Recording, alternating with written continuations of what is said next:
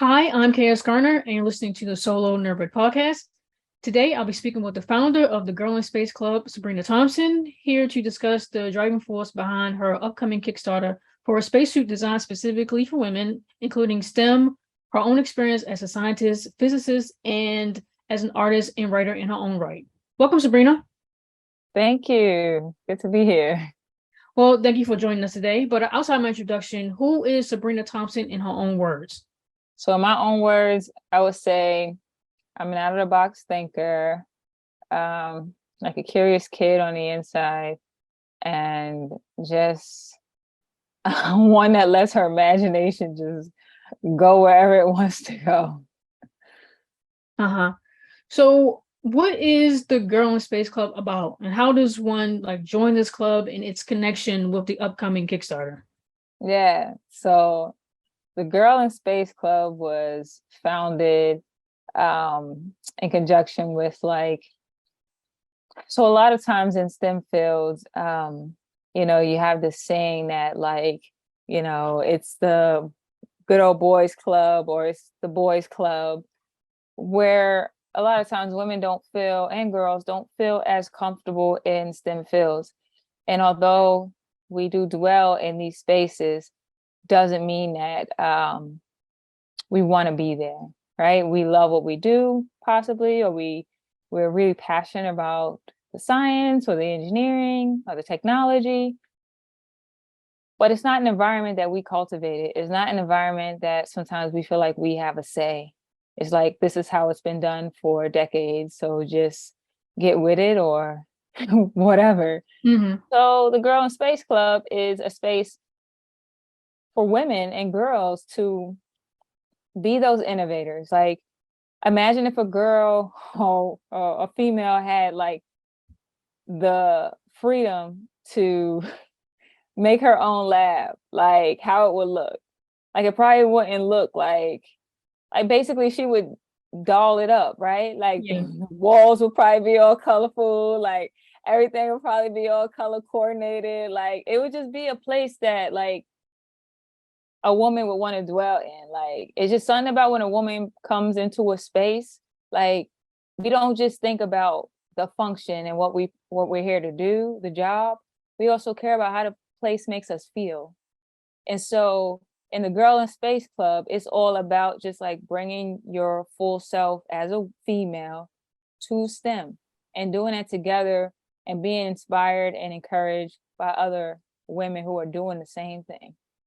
Uh, I don't know if you are on TikTok or seen this video floating around, but it's not STEM. Well, it may be kind of STEM if it's engineering. It's this woman who is a mechanic, but she wears really long acrylics. So she Uh-huh. really knows how to do her job. And people are like, oh, she must not really know, or someone else did it for her, and then she filmed it, making it look like she did it herself. It's like, no, she filmed doing work on the car with acrylics. And then people who are tattoo artists with long acrylics and they still wearing gloves and they still know how to do their job. So it's like when we as women add on that feminine touch to things, it doesn't, minimize our competence to it. It's just some of it is just aesthetic. Some of it, we just like things that look pretty. Something, Right. that smells nice. There's nothing wrong with that. Exactly. And Yeah. that's what it's all about. Just being comfortable to bring your out of the box or your, just things that we've never seen in STEM. Like, just because the example you gave, just because I have nails, that doesn't mean I can't get my nails dirty or, do the job. Like, Yeah, exactly. So where did the idea of creating a woman spacesuit come from? Like, I guess to make it look nice or something that a woman would want to wear. Because I didn't think, I never thought spacesuits as gender neutral, but I didn't think any of them were gender specific either. I kind of just thought it was like one size fit all type of thing. yeah, sort of, right?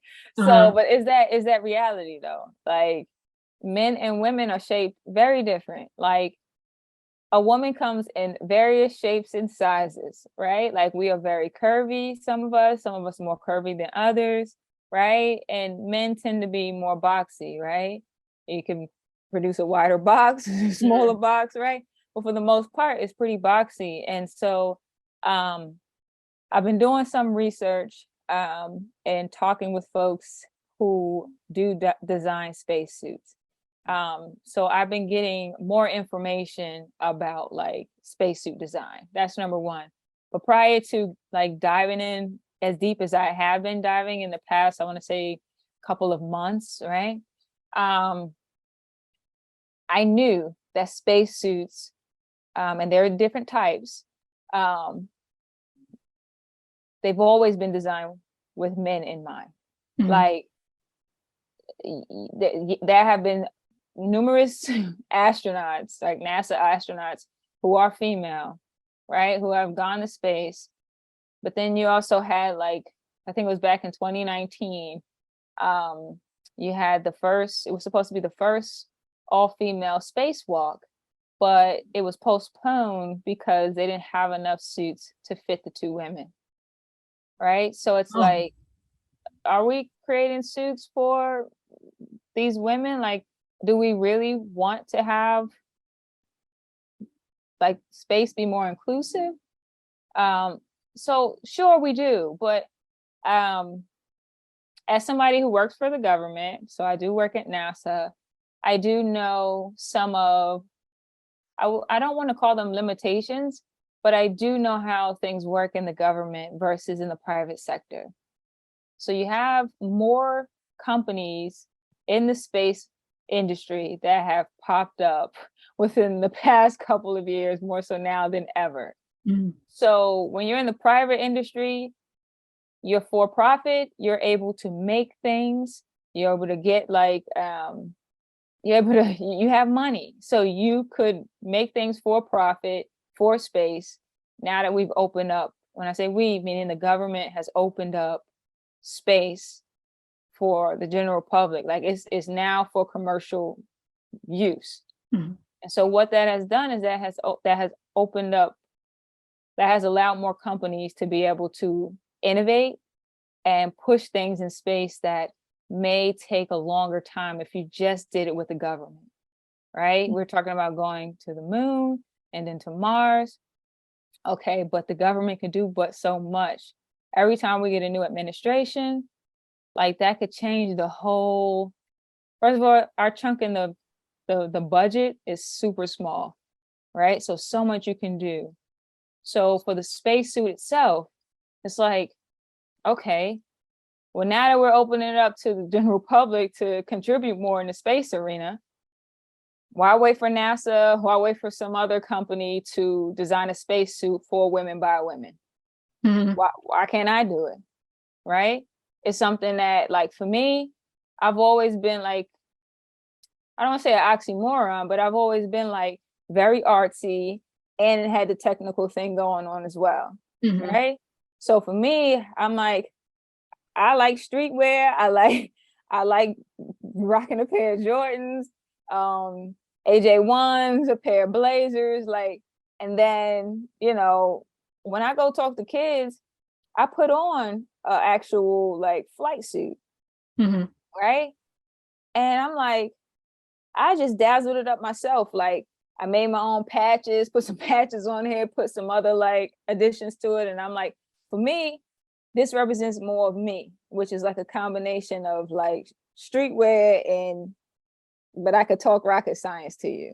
Yeah. And it just shows that like when I go and I talk to kids, they're more accepting of the message that I'm bringing, because they see like, oh, okay, like, look how she got the new Jordans on, or something like this, right?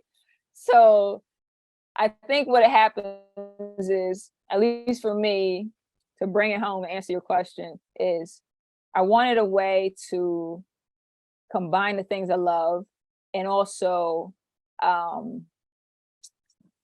have some purpose that will be impactful, that will unite and also empower more women in STEM.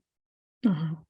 So this is my way of doing it, by starting, like, this is my first Kickstarter campaign, my first what I call real big initiative, where I can combine art and like STEM, you know, and bring them together and innovate on something.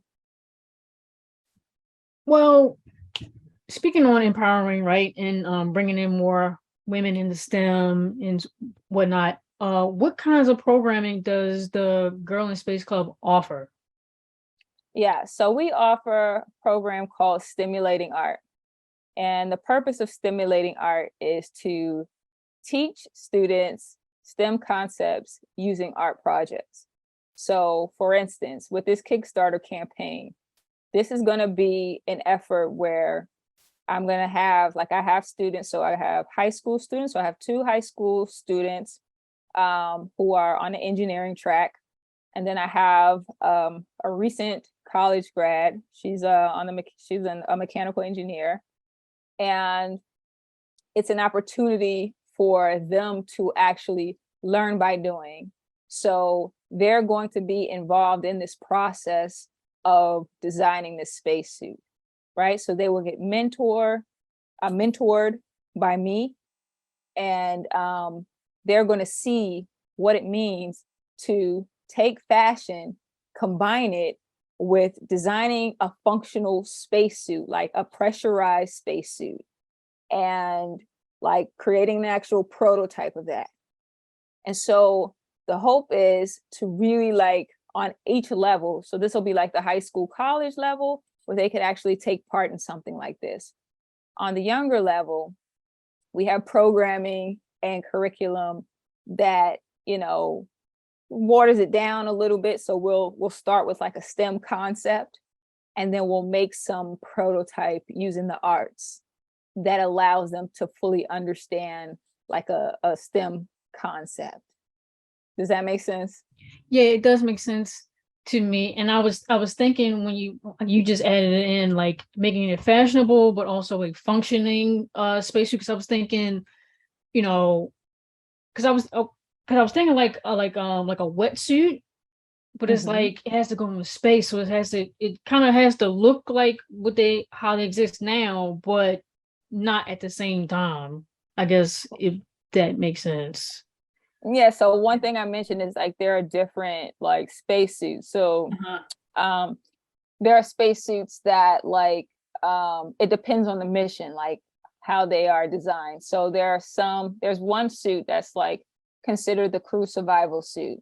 So we call our suit that we're going to design a space travel suit, so that it's clear that you're going to be traveling to space in this suit. You're not going to be like on the moon. You're not going to be outside like the launch vehicle or outside of the International Space Station. So it's not the big thick white suit. It's not that one. It's something like we don't know what it's going to look like yet, right?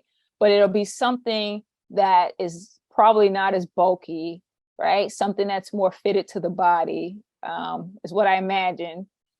But the idea is that you could pressurize the suit. So why do you want to pressurize the suit if you're inside of a launch vehicle or International Space Station or whatever?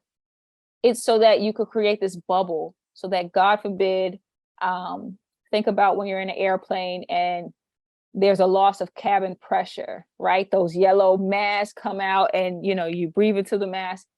It's creating an environment, like a whole, like, so that you can survive in the event that there's some emergency situation, right? It's to help you survive that. So the type of suit that you would need would depend on how long you're being exposed to the space environment. Like, how long is your mission, right? There are some missions that exist right now where it takes you up to space, and the mission might last about 15 minutes or so. You come back down. So maybe you don't need all of this pressurization. Like, maybe mask would be good enough, and that's it. Like, if that vehicle has that. But then, if you think about where we're going with space travel, I mean, there talk about building hotels in space, more laboratories in space. So, like, again, like when you're like, there's so many things that are in store for us when it comes to space travel and space tourism and these things. So we want to get a head start on it. So we have to do the research. We have to look at all the things that exist, all the things that are upcoming, and see what would be feasible for our design. Like, what are we designing to? And that's the engineering part, like learning about like engineering design. And that's what these students are going to learn in this process. Design thinking. And they're going to get the hands-on experience as much as I could, because they're spread out all over the world, these students. But we're going to make sure that they get at least this understanding and experience, which I think people don't realize, like, these are skills that you could apply in so many different fields. They don't necessarily have to just stay in STEM. But if you learn how to think a certain way, right, like, you could solve problems in any field. And that's what stimulating art is all about, like teaching these students and equipping them to have those skills. Well, getting back into, I guess, the design and artistic part of you, pretty much, in Girl in Space Club, could you elaborate a little bit more on your creative process? Is there like an intersection where the scientists and the artists meet, or are they all like one and the same?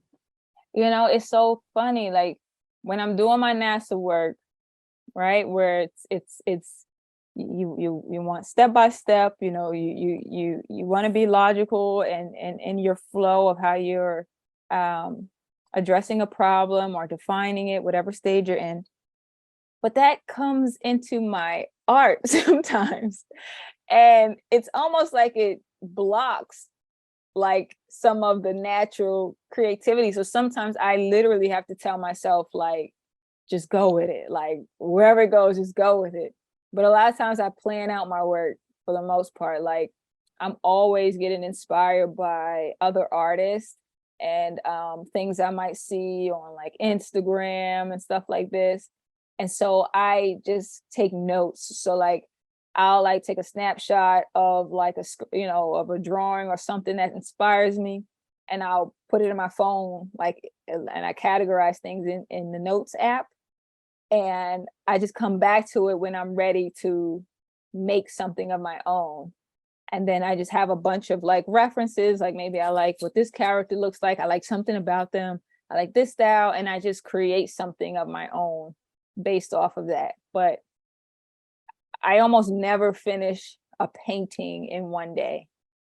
Never. Because I look at it and then I'm like, this looks, when the paint's dry, it looks different from when it's wet. So it's like, it's a process. And I'm working on like different techniques to speed up my process. And just a lot of times I'm in my head a lot, just thinking of, I can make this better, or I can make this better. And it's like, just go with the flow. Like, but it's that technical brain that's like, well, technically that's not the shape of the head.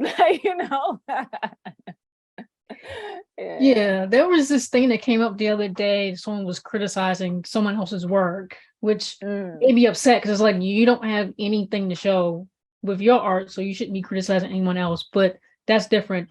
They were complaining about the proportions. I'm like, this is a webcomic. It's not supposed to be real. It's supposed to be exaggerated. It's not supposed to be like that. So, I'm trained in drawing too, and painting and things like that, which is good to learn, like proportions and where this is and what is that. But it's like, at the same time, it kind of takes the fun out of making art. Yeah. So yeah, you don't want to get too caught up in the technicalities of things and textbook stuff. You kind of just want to go with it and see where it goes. Yeah.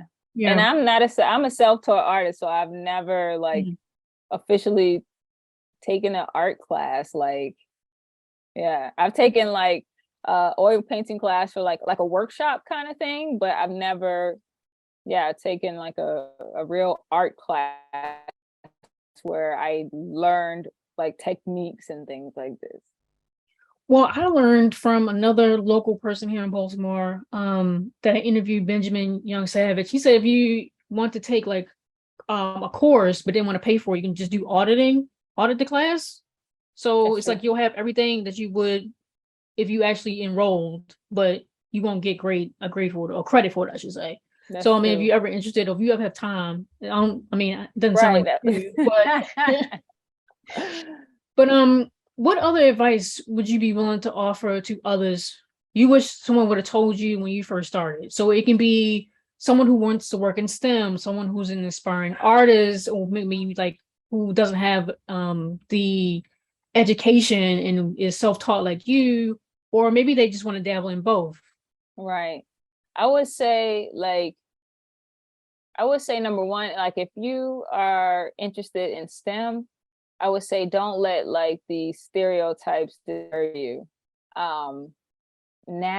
Nowadays you have so many of us like popping up. Like now that we could like showcase ourselves on social media, you get to see like, there's a lot of us that, I'm not gonna say there's a lot of us, but there's enough of us that exist in like STEM that it's you won't feel alone, or you at least shouldn't feel alone, even if you're the only woman in your like whatever your organization, your whatever.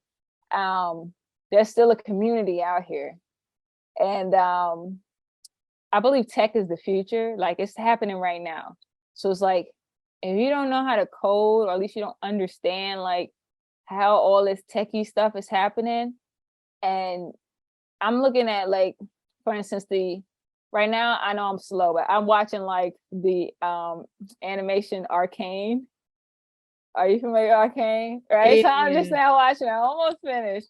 And I can't watch something like that without thinking about like all the art and technical things that had to make something like that possible.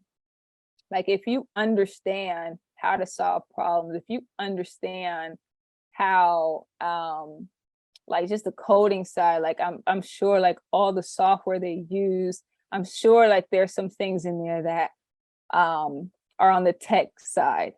But then when you couple that with like art, like animation, like I think that like I think that like everything from the character design to the story to, I'm just using this as an example, but this to me is the blending of art and STEM, like, and it's beautiful to me. So I think we don't have to put ourselves in these boxes like art over here, STEM over here. Like, just be creative and see what happens. And then when you know how to solve problems, that's the tech side. Like, that's where innovation lies. And sure, everybody's not an innovator, but like, I don't think we should continue to split these two. I think we should form teams that have both sides together, because that's where like, not just, you don't just have innovation, but you also have like, we're thinking about solving maybe problems that we've had for decades. Like we're looking at it from a different perspective because we're coming at it from like this combination of angles instead of just one angle. You know what I mean? So I would just encourage, especially young women, like if you're into STEM and math, it sucks, and science, you're just like, you know what I mean? Like, honestly, it's not as hard as you think it is. Everything, I believe, is learnable. You just got to give it time. And I believe that with everything, like everything that we learn in school and things like this, you give it time. The folks who are what you would consider genius at whatever it is they do, they put a lot of time in it. And what I have found is that younger people these days, I know I sound like an old lady, but like these days, what I find is that sometimes the youth are a little discouraged, I think, by having to put a lot of time in, because they're so interested in so many things. But if you give something some time, you're going to get good at it. That's just how it works. Yeah, exactly. But throughout this whole process, like not even like the Kickstarter, like the stuff you already have down packed that you already know how to do and get through it. So put that aside, just like, your home life, family, partner, or, parents, pets even, or like bills and social life, and even trying to find time for yourself, right? Like, do you or did you ever get overwhelmed? Does it ever come too much? And when it does, how do you typically manage your mental well-being? Yeah, that's a good question. So, at the end of last year, so I would say around last summer, I burnt out. Like, I was working full time. I was running a business, but I wasn't putting that much time into it. And I was pursuing a PhD in atmospheric physics. And the goal of pursuing that degree was to start working a little bit more on the science side of things at work. And so I was wearing two different hats. Scientists and engineers think completely different. So I was learning how to become a scientist and at the same time taking classes. And at the time I lived closer like to DC, but I was attending school in Baltimore. So like the commute was like an hour. Like it was an hour with traffic, it could be a little bit more. But it was just too much. And so I did it for about 4 years. And by Oh, wow. by that last summer, it was almost like I was crawling on my hands and knees to the finish line. So I had to have a deep kind of like like talk with myself and like ask myself, why are you pursuing this PhD? What is it going to do for you? You're not going to get more money at work, you know? And then after the 4 years, I ended up being on the team and working on the stuff I wanted to work on anyway. So I was like, why are you doing this to yourself? You know, things are not working. You have a relationship with an advisor that is just not, it's not going to work like for you to continue this way. He wasn't a bad guy. It's just our dynamics. Because I worked full time, I was not a traditional grad student. So I could not perform and deliver at the same speed as someone who is a grad student looking for a job at the end of all this. I already had a good job. I was just curious about this thing. I wanted to pursue it. NASA paid for me to go back to school. So it wasn't like he was paying for me to, you know, I didn't have to be a research assistant and teaching assistant. But it just wasn't working. So I just had to say, look, you better get this master's degree and get out of here. And that was hard at first. But once I decided to do that, because I felt like it was quitting. And once I got over that, and I saw that it was like, either you're going to quit or your mentor is going to quit on you. Yeah. So I was like, what do you care more about? And so I ended up taking a sabbatical, a 5-month sabbatical after, just defending my master's. And I ended up going out the country for a month and just trying to equalize, if you will, like trying to get back. And that's when things were made a bit more clear to me that I need to start adding in more of the arts in my life, because that's what I'm naturally like. That I used to think it was therapy for me. Like I just wanted to make art like that whole time. Like when I was stressing out and everything, I just wanted to make art. Everything just kept pushing me toward art and creating. And I feel like it's been doing that for a while, and I'll be a fool not to listen at this point. So now, like, I listen. So, I get my work done, but then I make time for art. And Girl in Space Club, it has so much art and creativity in it that when I'm working on my business, even though there are points when it's just like logistics and stuff like this, but there's also art. So when I'm creating art, it is Girl in Space Club. Like it is doing things for the business. Mm-hmm. So I get both of those together, and it allows me to have more balance in my life now. Yeah.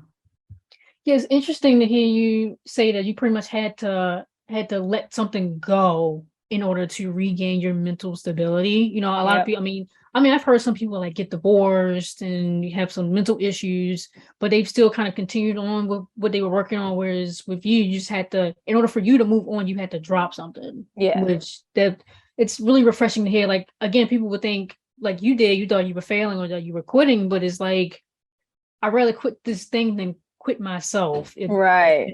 Right.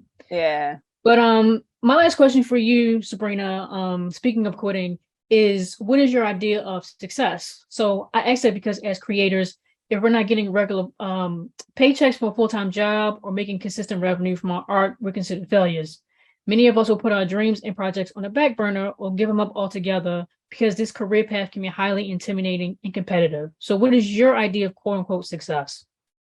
So for me, my idea of success is like being able to be true to who you are. So if all my days are like consisting of me doing something that I may enjoy, but it's not like my passion, and I don't make time for my passion, then to me that's failure. And it's felt in the body, it's felt in the mind, right? It's like this invisible weight that you could carry. So the opposite of that I see is success, where you feel like your cup is full because you might have worked all day on something, but it's something that's fulfilling.